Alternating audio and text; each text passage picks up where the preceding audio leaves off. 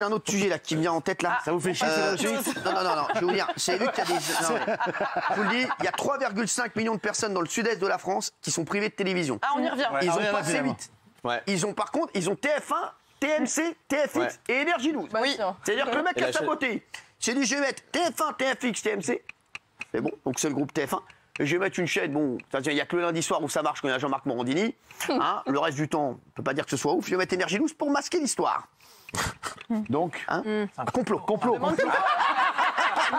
Non, mais c'est vrai qu'il y a 3,5 millions de personnes qui ne peuvent pas regarder ces vidéos. Expliquez aux téléspectateurs ce qui s'est passé. Bah en fait, l'information, donc il y a eu un incendie sur un site qui relaie les antennes de télévision. Donc il y a 3,5 millions de Français qui n'ont pas regardé la télé. Et là, on voit qu'hier, sur le Total Télé, c'est-à-dire le nombre de téléspectateurs au total qui regardent la télé, il y a 5 millions de Français en moins hier soir. Et donc, il y a une information qui est passée inaperçue, parce que la vraie info, c'est qu'il y a des chaînes qui sont accessibles et d'autres qui ne sont pas accessibles. Exactement. Les chaînes qui sont accessibles, c'est TF1, la chaîne parlementaire, Public Sénat, TFX, Énergie 12 et TMC. Et toutes les autres chaînes, on ne peut pas les regarder. Donc ça a des conséquences sur les audiences. Et moi, je trouve ça horrible. Bon, déjà pour les chaînes, pour les audiences, mais économiquement, parce qu'il faut savoir que les chaînes vendent des pubs en se calant sur les audiences. Donc comment ils vont faire? Non, mais c'est grave, ça, à mon avis. Il va falloir que Médiamétrie, je pense qu'ils vont réajuster lors des prochains jours. Ils ne l'ont pas fait hier. Hein. Sachez-le, mais ils vont essayer de rajuster lors des prochains jours parce que c'est vrai que là, il y a un problème de 4 millions de téléspectateurs. C'est énorme, et 4 millions de téléspectateurs, c'est ce que fait Antoine Duléry, il en fait 5. Mais c'est dangereux parce que les vidéosurveillance ont vu, c'est un commando. C'est un acte criminel. Les gens ont voulu détruire justement la 5G et il y en a de plus en plus en Europe.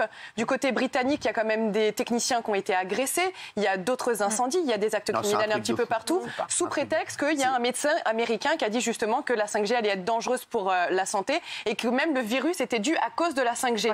Et ça a tellement été relayé sur les réseaux sociaux par millions et par millions que maintenant il y a des commandos de partout qui font des incendies. C'est un bordel, c'est un bordel. On a un sujet là-dessus, hein. Regardez. On revient donc. Depuis hier matin, une importante panne prive une partie du sud-est de la France de téléphone, de radio et de télévision. Une panne qui touche 3,5 millions de Français et qui serait due à un incendie criminel. 3,5 millions de personnes privées de télévision. Il n'y a plus de doute, il s'agit très clairement d'un incendie criminel. Qui a partiellement détruit la nuit dernière l'un des plus puissants émetteurs de télévision. C'est un incendie qui a touché le site de télédiffusion de France, se trouvant à quelques kilomètres de Marseille. Un émetteur ultra puissant qui est le second plus important de France. Si à l'heure actuelle, les autorités ne connaissent pas les auteurs de cette attaque, des rumeurs insistantes parlent d'un groupe de militants opposés au déploiement de la 5G en France, des groupes qui ont annoncé d'autres actions dans les jours à venir, une situation qui inquiète. Si certains déplorent les dégradations qui ont eu lieu et souhaitent que les coupables soient sanctionnés, je trouve que c'est attenter à la liberté de chacun que de les empêcher d'accéder aux médias. Il ne faut pas casser. Ceux qui cassent, il faut les emprisonner.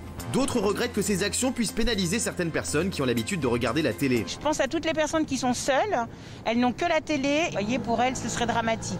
Aujourd'hui, difficile de connaître les conséquences de telles actions, mais le pire reste à craindre. Alors, y aura-t-il encore la télé à Noël ? Mec, c'est incroyable ça. C'est vrai qu'il y a plein de gens qui disent ouais, moi je suis tout seul, je regarde la télé, comment je vais faire? Et je trouve ça incroyable qu'on se pose la question s'il y aura encore la télé à Noël. Je comprends pas, avec tous les canaux de diffusion, avec Internet, avec les plateformes, avec les box, comment ils n'arrivent pas à réparer ça en moins de 24 heures. Parce que là, tout le monde est pénalisé en fait. C'est même pas ça. Allez au plus simple. Il y en a combien des trucs de télédiffusion comme ça en France? Le gros truc comme ça, il y en a combien? Il y en avait un près de Marseille. Oui, grosso merdo. Grosso merdo, il y en a une douzaine. À peu près une douzaine. Voilà, regardez combien il y en a. Là, aujourd'hui, on sait qu'il y a des mecs dans la surveillance, des vigiles, des maîtres chiens qui n'ont pas de boulot. Tu prends 10 maîtres chiens pour surveiller le site et c'est réglé. Chercher Internet et des machins. Tu peux même prendre 10 mètres et 10 chiens. Hein. Mais non, mais tu mets les sites sous surveillance. C'est important la télé, c'est l'information, c'est important. Bien sûr, je suis tu mets ça sous télésurveillance. Vous avez parlé de médiamétrie. Médiamétrie n'a rien à voir là-dedans. Tu prends 10 chiens, 10 malinois, 10 mecs, tu verras qu'il va rien se passer. Merci, voilà, merci. 30 millions d'amis ici. Merci.